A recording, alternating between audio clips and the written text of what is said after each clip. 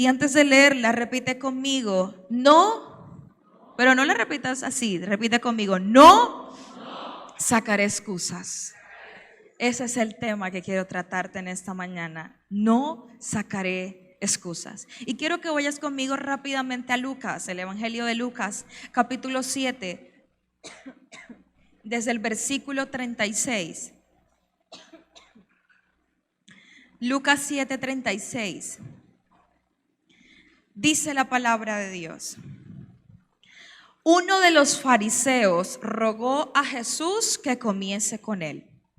Y habiendo entrado en casa del fariseo, se sentó a la mesa. Entonces, una mujer de la ciudad que era pecadora, repite conmigo, pecadora, al saber que Jesús estaba a la mesa en casa del fariseo, trajo un frasco de alabastro como perfume y estando detrás de él a sus pies llorando, comenzó a regar con lágrimas sus pies y los enjugaba con sus cabellos y besaba sus pies y los ungía con el perfume.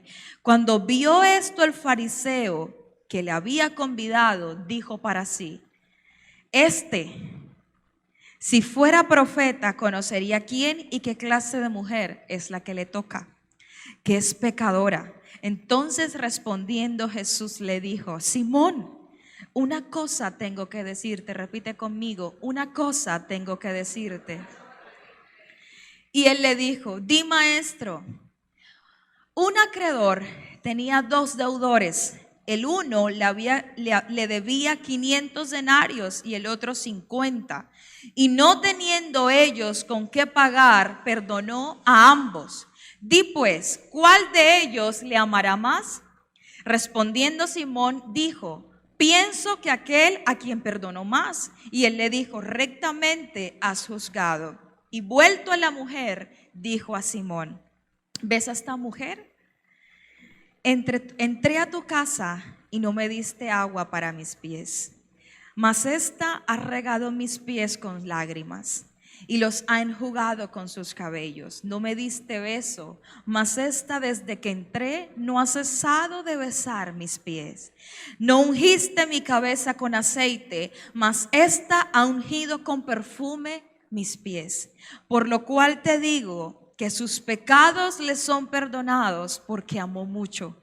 Mas aquel a quien se le perdona poco, poco ama. Y a ella le dijo: tus pecados te son perdonados. Y los que estaban juntamente sentados a la mesa comenzaron a decir entre sí: ¿quién es este que también perdona pecados? Pero él dijo a la mujer: tu fe te ha salvado, ve en paz. Padre, en esta mañana yo oro para que tu palabra se convierta en rema a nuestra vida. Que todo lo que ha estado seco reverdezca en nosotros. Que todo lo que ha estado muerto a partir de ahora comience a cobrar vida. Que toda desconexión empieza a ser conectada. En esta mañana te pedimos, Señor, que tú vengas a nuestra vida, que tú hables a nuestro espíritu, a nuestra alma y a nuestro cuerpo. Queremos hacer tu voluntad. Queremos hacer las cosas que a ti te agradan. Queremos, Señor, seguir tus principios. Ayúdanos a no fallarte y ayúdanos, Señor, a vivir en el primer amor todos los días de nuestra vida. En el nombre de Jesús. Amén y amén. Puedes tomar tu lugar. Esta es una historia que por momentos nosotros hacemos parte de ella. A veces nos comportamos como Simón el fariseo. Y de él quiero empezar hablándote. Pero primero quiero enseñarte qué significa la palabra fariseo. ¿Por qué se llamaban de esa forma en ese entonces? Y el origen de la palabra fariseos lo tenemos en hebreo, que significa perusim, y en el griego, que significa farisao, del cual la palabra castellana se deriva fariseo, que en su forma semítica el significado es separado, apartado, alejado. Eso significa la persona farisea en ese entonces. Era apartado, era alejado, era separado. Ellos querían ser vistos por los hombres. Una de las características de los fariseos: creían que Dios controlaba todas las cosas, creían en una vida después de la vida, Creían en la existencia de ángeles y demonios. También se sentían orgullosos de pertenecer a la raza judía, de ser hijos de Abraham, pero también creían en la resurrección y en el mundo espiritual. Se guardaban a sí mismos de no contaminarse. Yo quiero que le prestes bien atención a las características de esta persona llamada fariseo. Consideraban pecaminoso y espiritualmente la relación con gente que no guardara estrictamente los preceptos de la ley, especialmente a quienes los evangelistas llaman publicanos y pecadores. Es decir, ellos no se juntaban, no se asociaban, su compañía no eran personas, ni las prostitutas, ni los publicanos, ni pecadores. Esa es la razón por la que cuando él ve lo que hace esta mujer y ve que Jesús no hace nada, él piensa, pero como Jesús todo lo conoce, Dios todo lo sabe, él enseguida, inmediatamente se dio cuenta qué es lo que este hombre estaba pensando.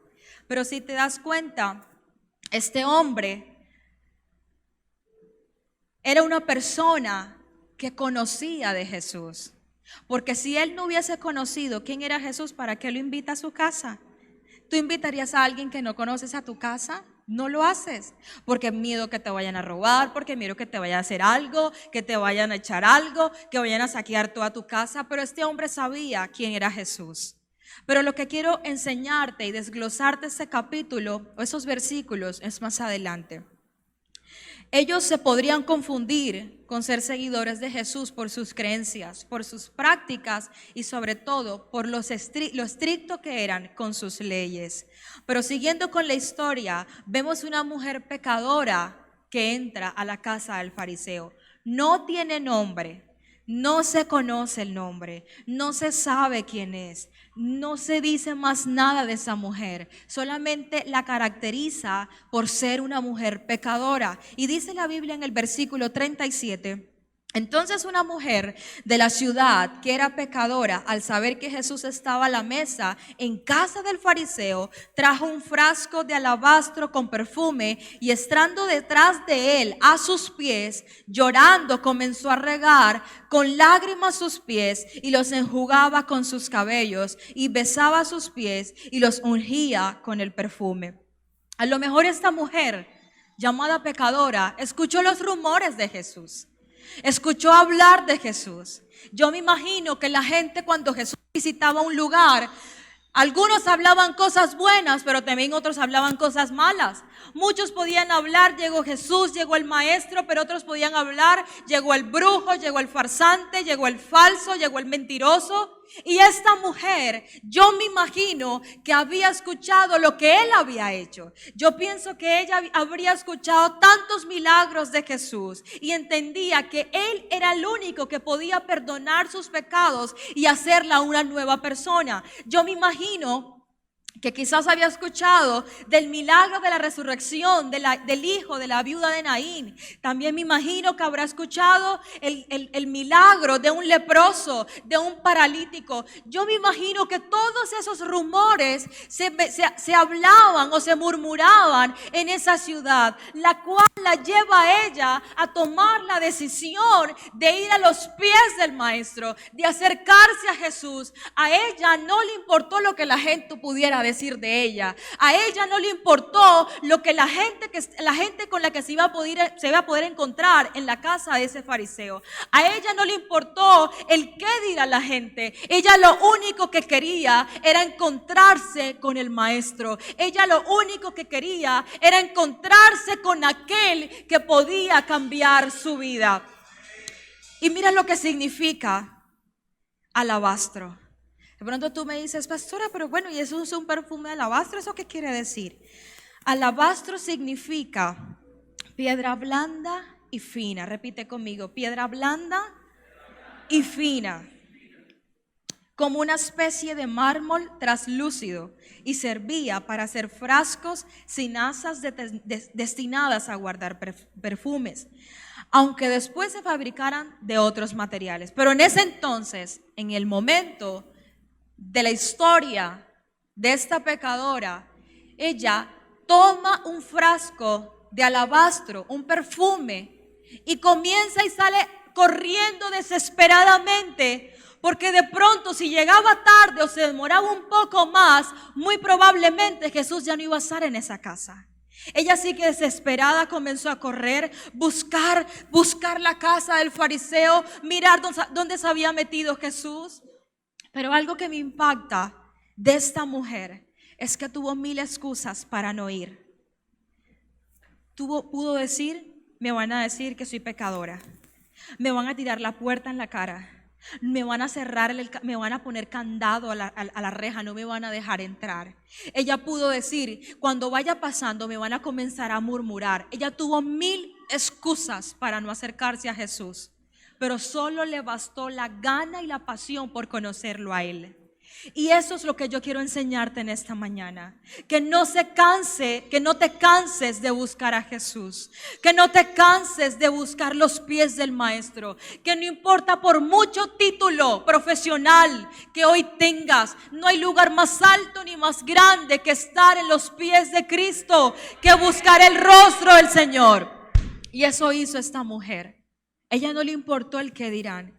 Ella no le importó lo que la gente pudiera decir. Ella solo quería recibir el perdón del Señor. Ella solo quería que Él la hiciera una nueva persona. Ella solo quería que Él la perdonara por todos los errores que ella había cometido.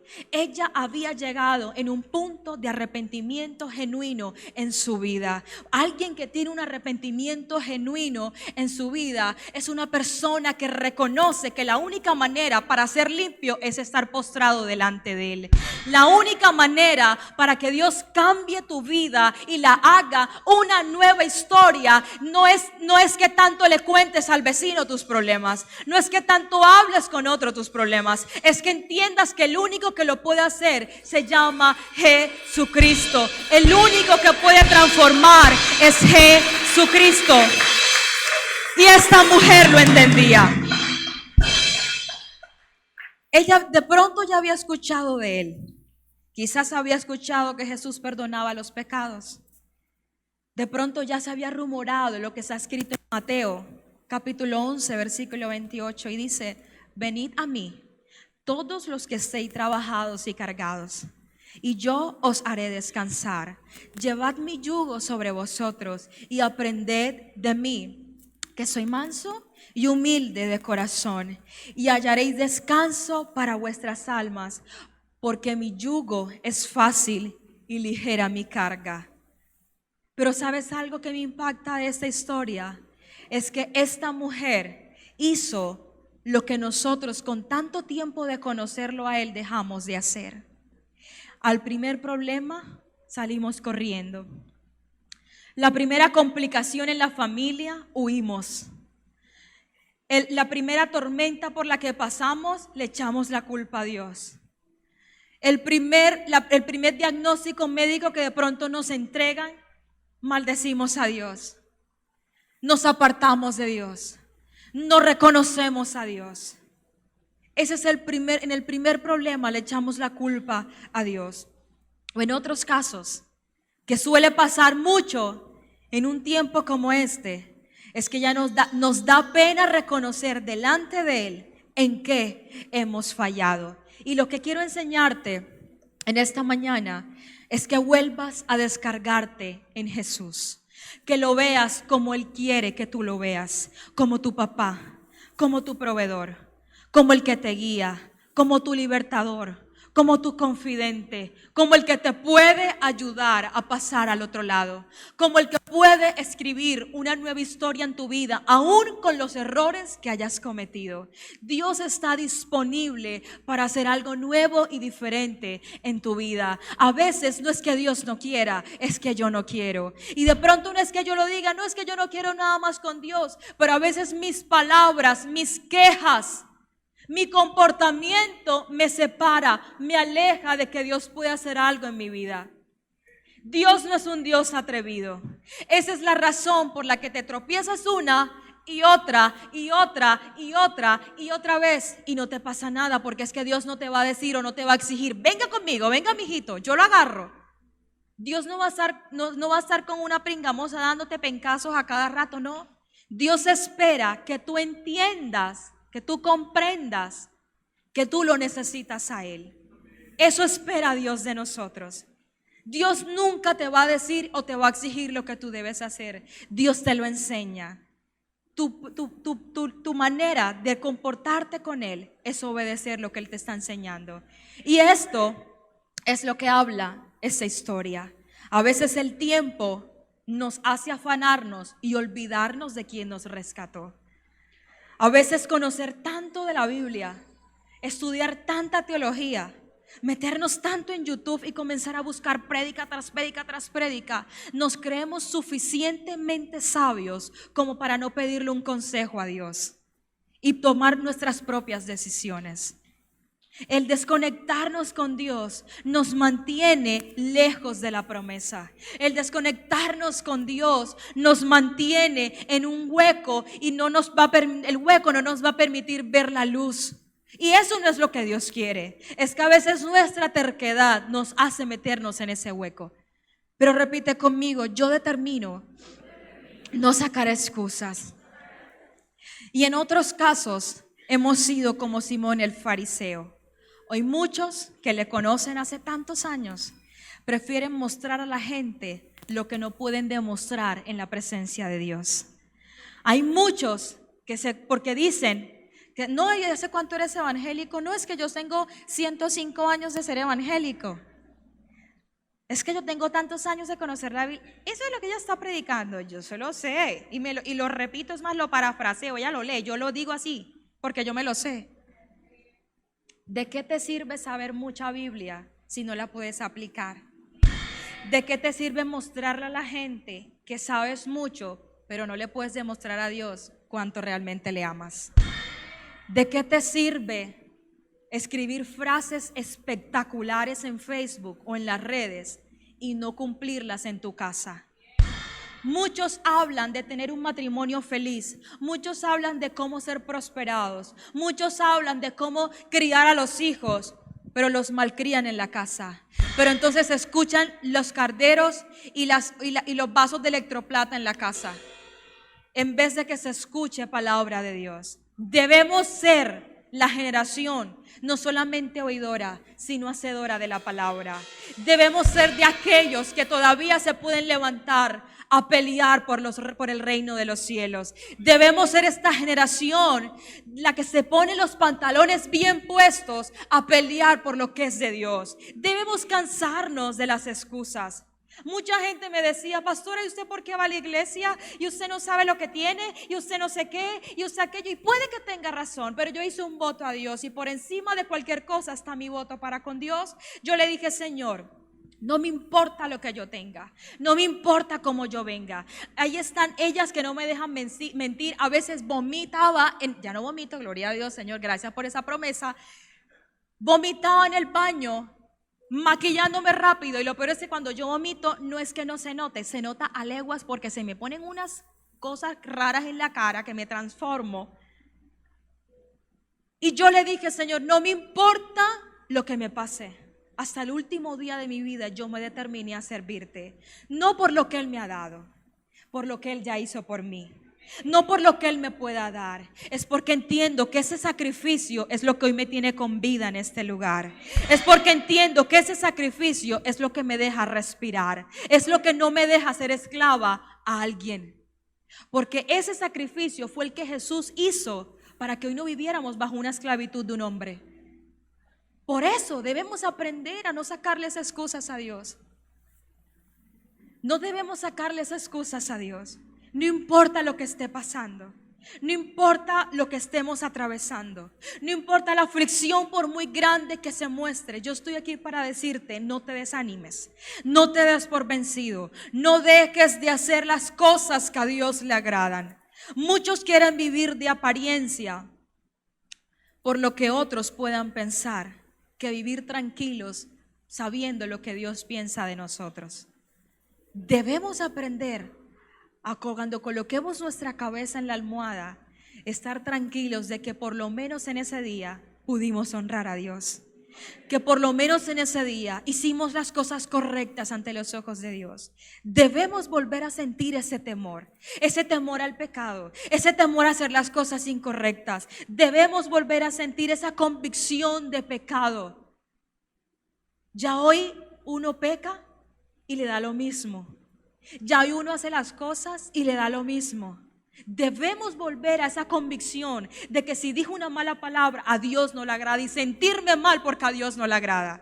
Que si visité un lugar que Dios no le gusta y que Dios no está, sentirme como la persona más pecadora porque ofendí a Dios. Debemos llegar a tal convicción de que aún el evangelio de Cristo se escuche y no se escuche el sistema del mundo.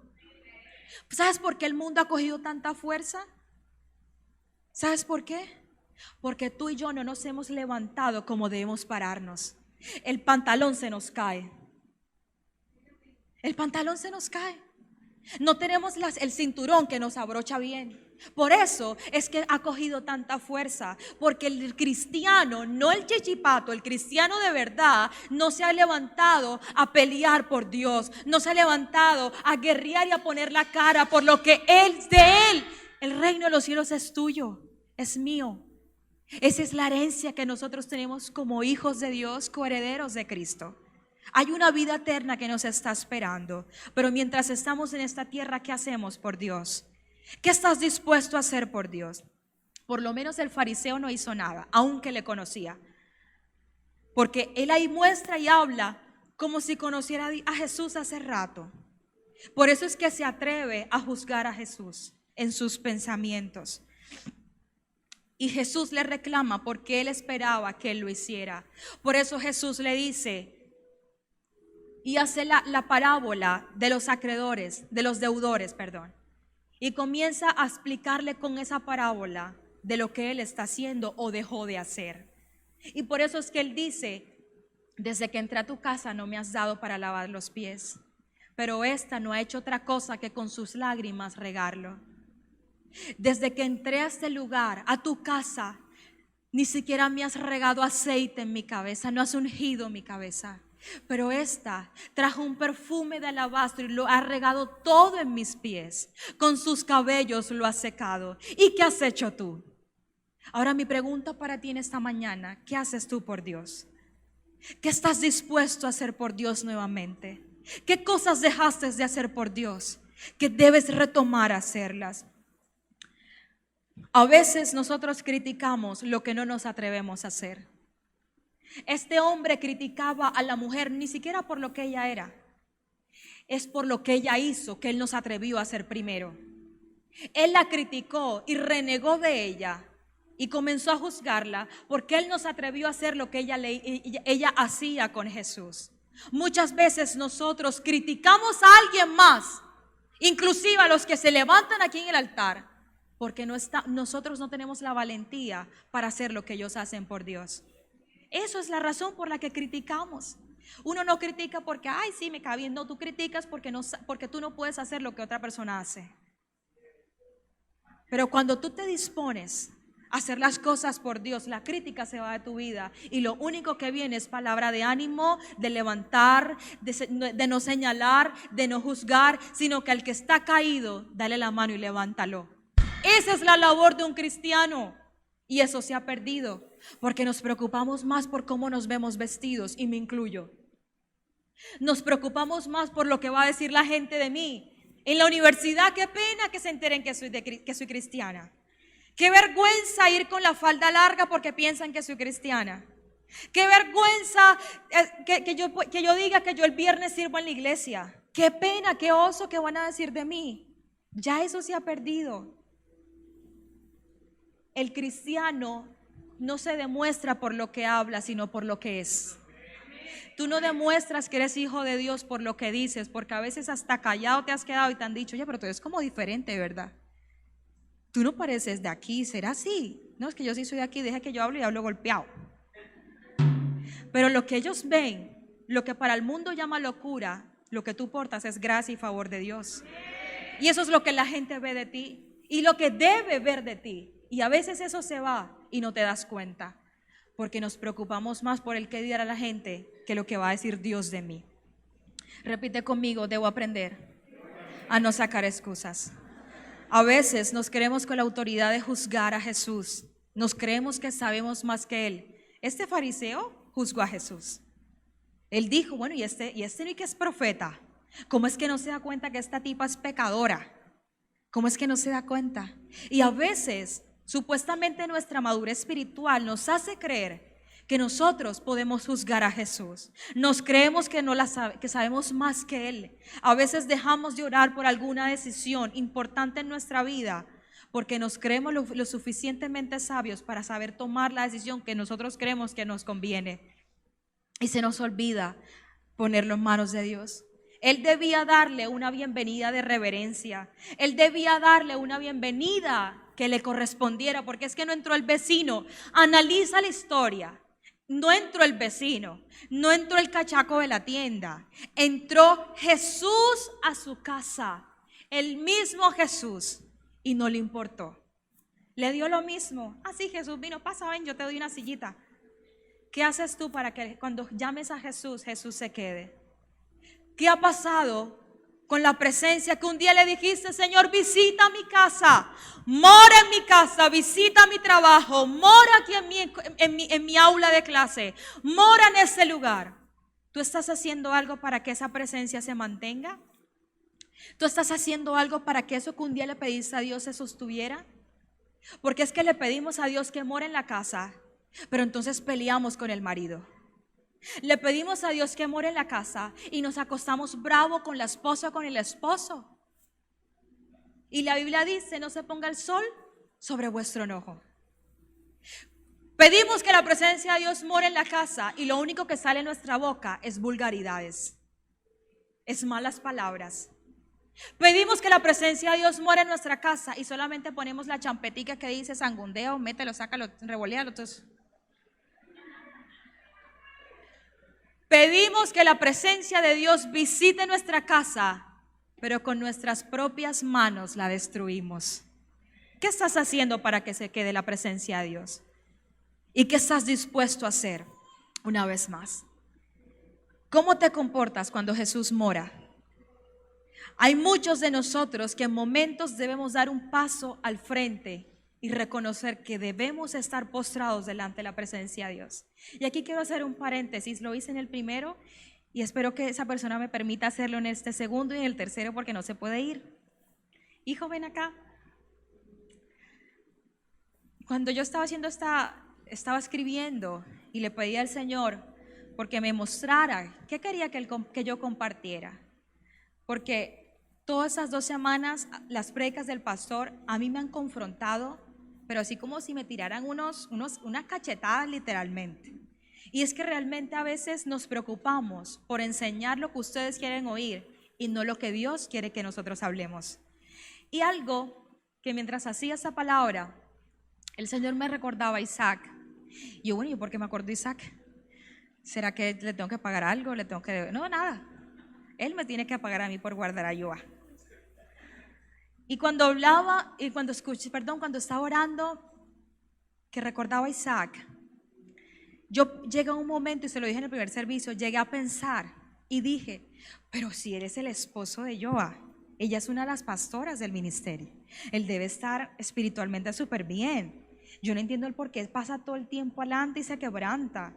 No entiendo por qué siempre está pasando adelante y se tira al piso, y eso son lágrimas, así como si fuera el pecador más grande de este mundo, con tremenda mujer de Dios que tiene al lado.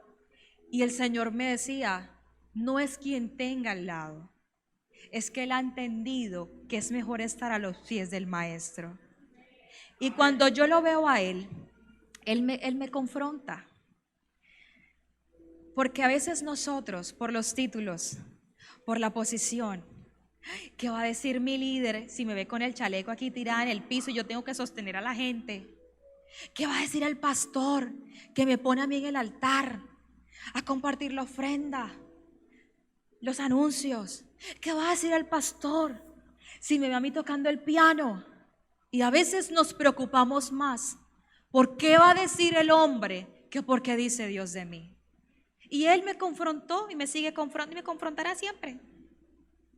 Porque es que nunca se debe perder la esencia de nosotros. Nunca se debe perder que no importa cuánta plata, no importa qué estrato vivas, no importa cuánto tengas en el evangelio, no importa cuánto te consideres ministerialmente, nunca serás más grande como estar en los pies de Dios. Nunca será más grande como postrarte a los pies de Dios. Gracias, hijo. Y Él me confrontó mucho. Porque a lo mejor, así como yo pensé, muchos podrían llegar a pensar. ¿Quién quita? Y de pronto lo veían a él adelante. ¿Y por qué llora? ¿Por qué se tira siempre? Cada predica le pega. Esa es para él, esa es para él. No, no es que sea para él. Es que en semejante mover, tú no puedes quedarte de pie. Tú tienes que tirarte a los pies. Y sabes una cosa, ¿sabes qué se ha perdido en la iglesia? Este mover que nosotros vivimos como tabernáculo. Yo vengo de otra iglesia y los que vienen de otra iglesia me van a entender. Aquí el mover es diferente. Aquí la presencia de Dios es diferente. Aquí el Espíritu de Dios se mueve con total libertad. Aquí pasan milagros los viernes, los domingos, y ya en muchas iglesias los milagros ni se los mencionan. Y pasan los evangelios para no encontrarse con los milagros. Y ¿sabes algo? Mientras también escribía, el Señor me traía a memoria nuestro pastor. Y no es porque lo quiera vanagloriar o elogiar, no, sino es que lo tomo como un referente para nosotros por ser el padre de esta casa. Y es que el Señor me traía a memoria y me decía, ¿sabes por qué lo invitan mucho? ¿Sabes por qué lo llaman y lo llevan a varias partes? No es porque él predique lindo, aunque sí lo hace. No es porque hable lindo. No es porque yo lo vista lindo. No Dios, sino yo. No es por nada de eso. Es porque él porta lo que muchos dejaron de portar. El Espíritu Santo vivo está en él. Y muchas iglesias no tienen ese mover. Muchas iglesias han perdido eso. Y yo quiero que en esta mañana esa convicción de lo que yo te estoy diciendo pueda venir sobre tu vida y puedas apropiarte de lo que aquí se mueve. Puedas mirar con tus ojos espirituales el poder de Dios que está en este lugar. Que en cada reunión la gloria de Dios comienza a ser derramada. Que la manifestación de Dios en esta iglesia es notoria. Que puedas aprender a moverte en eso. Que puedas entender el lugar donde tu Padre Celestial te ha colocado. Y no solamente para que escuches un sermón, sino para que seas hacedor, que coloques en práctica el mover que está aquí. Y que te apropies que cuando tú ores por un enfermo, el enfermo se puede sanar, no porque tú tienes magia ni poder, sino porque el Espíritu Santo opera a través de ti. Así como pasan milagros en este altar, pueden pasar milagros donde tú te encuentres. ¿Sabes por qué?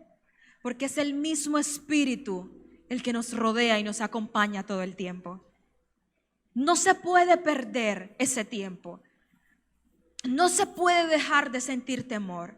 Debemos de dejar de llenarnos de excusas baratas, de excusas pringacaras. Que Dios no espera ni que tú la pienses. Ya Él dice, no, ese lo que va a pensar es una cosa, mejor dicho. Debemos dejar de llenarnos de excusas baratas y permitir que Él vuelva a entrar y nos haga una vasija disponible. Muchos de nosotros podemos tener muchos años en el evangelio, pero nos hemos convertido en una vasija inservible, en una vasija que no se mueve para nada. Muchos de nosotros nos hemos convertido en eso, y no es porque Dios no quiera, no, es porque nos desconectamos de esa fuente que nos da el brillo, que nos da la gracia, que nos da el favor. Y eso es lo que Dios quiere hacer en esta mañana, que tú te conviertas nuevamente en una vasija disponible.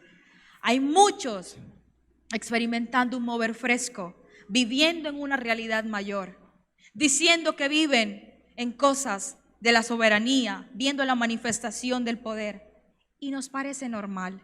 ya no nos impacta, ya no nos emociona, ya no nos causa esa sensación de un milagro. ¡Wow! Un milagro. Si Dios lo hizo con él, lo puede hacer conmigo. Yo también soy de carne y hueso igual que él. Ya no nos impacta eso. Y es a eso donde Dios quiere llevarnos. ¿En qué momento se nos metió tanto el mundo y se nos olvidó el primer contacto con Jesús? ¿En qué momento dejamos de verlo a Él? Yo creo que en algún momento todos nos sentimos identificados con esta mujer pecadora, que no se le conoce el nombre, pero por eso te hice recordar que en qué momento se te olvidó Jesús. ¿En qué momento se te olvidó lo que Él hizo por ti? Lamentablemente ya en esta época ya no somos como esa pecadora. Ya no reconocemos tan fácil nuestros errores. Qué pena. Yo soy la líder. Yo soy el líder. Yo llevo a 100 personas al encuentro. ¿Qué van a decir esas 100 personas de mí? Ya lamentablemente se nos olvida literalmente sentirnos como esa pecadora arrepentida. Muchos llegamos a convertirnos como Simón el fariseo. Nos sentimos más santos que los demás. Quizás estás en la condición de juzgar a todo el mundo. Quizás estás en la condición de que si ves un pecado, pecador, pecador, pecador, pecador. Y se nos olvida que nosotros también aún seguimos siendo pecadores. Por lo que sale por nuestra boca, por lo que pensamos, por cómo hacemos y por cómo nos comportamos. Ahora nos preocupamos más cómo debemos vestirnos que estar delante de Dios. Hoy muchos de nosotros vemos a esa persona que no tiene mucho tiempo en Dios, pero ha hecho más de aquellos que llevan casi 20 años en la iglesia. El pastor siempre me ha enseñado algo y creo que la iglesia nos ha enseñado que no se ganan a uno, pero hacen que 10 se vayan por la lengua, la bendita lengua. Por el chisme, por la murmuración. Ay, y mira cómo predica ella. Y mira lo que se pone. Y no está preñada. Y mira el servidor que ni me abrazó, mi hija. Allá en esa iglesia no vaya. O como le dijeron a Richie, tú no vayas para esa iglesia porque allá te cobran un cover. Y son 100,000 barras. Y tú vas a ir a esa iglesia. Allá el pastor no se puede ni tocar. Y ya ves el niño sube, que ya va a empezar la otra reunión. La gente no gana uno, pero hace que 10 se vayan por la bendita lengua. Debemos aprender a cortarnos la lengua. Pero lo que quiero enseñarte y preguntarte, ¿te acuerdas cuando recibiste a Jesús en tu corazón? ¿Te acuerdas ese momento? ¿Recuerdas quién te predicó a Jesús por primera vez? ¿Te acuerdas cuando llegaste al encuentro? Con esa pasión, ese amor, esas ganas de servir en todos los ministerios. Pero no serviste porque no había plata para tanto uniforme. ¿Te acuerdas? Y mi pregunta es, ¿estás dispuesto a volver a poner tus talentos, tus dones, tus habilidades al servicio de Dios y a su iglesia? ¿Qué tan dispuesto estás de hacer eso? Yo no vengo a juzgar ni a señalar a nadie. Yo vengo a traerte una palabra, no mía, de parte del corazón de Dios, que así como ministró mi vida y me hace ser una mejor hija, también te haga ser un mejor hijo a ti. Con mi iglesia, Dios nos está llamando a volver a donde todo comenzó. Mientras oraba y oraba y le pedía a Dios por esta palabra, yo podía mirar cómo Dios cambiaba el rumbo de la dirección de este año. Yo no sé si ustedes, las pastoras, lo han notado, que teníamos como otro enfoque para este año. Teníamos otra palabra para este año, otra predicación para este año. Inclusive hasta el mismo aniversario se salió de control, porque no lo teníamos estipulado. Cuando nos reunimos la última vez, creo que fue en diciembre, hablamos, no, que el viernes, que el domingo. Nunca se nos imaginó una madrugada. Yo creo que así nunca se nos pasó por la mente, ni un ayuno menos, y menos embarazadas. Nunca se nos pasó algo por la cabeza, pero entendimos que este rumbo no ha sido dado por hombres, sino ha sido dado por Dios. Y todo lo que ha sido tocado por Dios, al final hay una victoria segura. Siempre hay una victoria segura. En esos días tenemos que aprender a estar más fuertes, firmes y constantes en el Señor. No debemos flaquear por lo que nos pueda pasar. No nos debemos dejar apedrentar por lo que nos pueda pasar.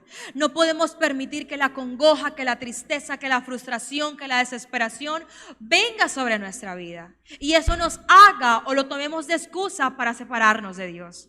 No podemos darnos el lujo en esos tiempos de olvidarnos de Dios. No podemos irnos para el mundo, probar un ratico y volver a regresar. No. ¿Sabes por qué? Porque te puedes ir, pero tú no sabes cuándo vuelves a regresar. Es más fácil que el que está arriba te tumbe que el que está abajo te levante. Es más difícil. Es más fácil que el que está arriba y el que está abajo lo jale, que el que está abajo lo suba al otro en la misma silla. Es más fácil.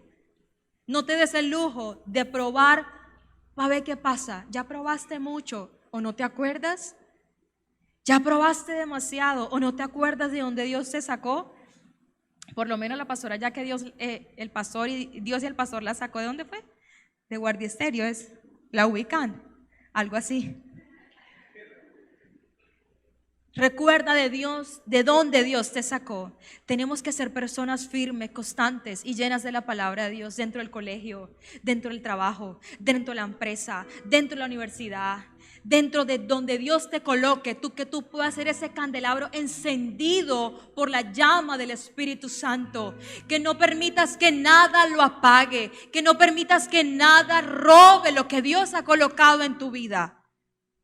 Quizás había desánimo en esta mañana en tu corazón, pero yo estoy aquí de pie para decirte, ánimo, no te des por vencido.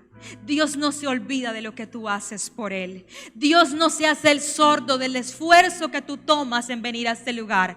Dios sabe que ese dinero con el cual tú pagaste el transporte para venir aquí te hubiese podido servir para suplir una necesidad de tu casa.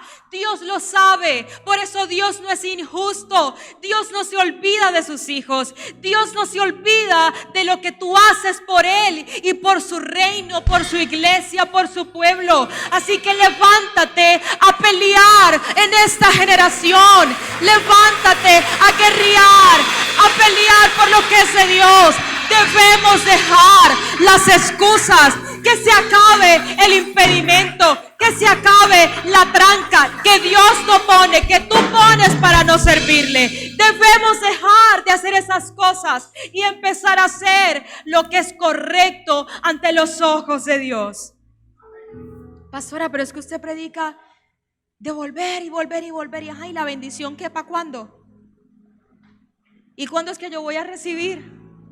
La Biblia dice en Mateo, primeramente busquemos el reino de Dios y su justicia. Y su justicia. Y lo demás, tú no tendrás que tocar la puerta te va a llegar a ti. Tú no tendrás que pedirle a nadie, esa persona va a bendecir tu vida.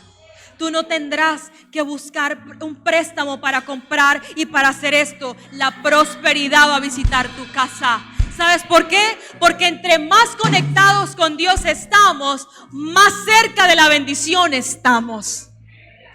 Tú no tendrás que hacer nada para que eso llegue, porque por añadido Dios lo va a traer a tu vida. Yo quiero que te coloques de pie.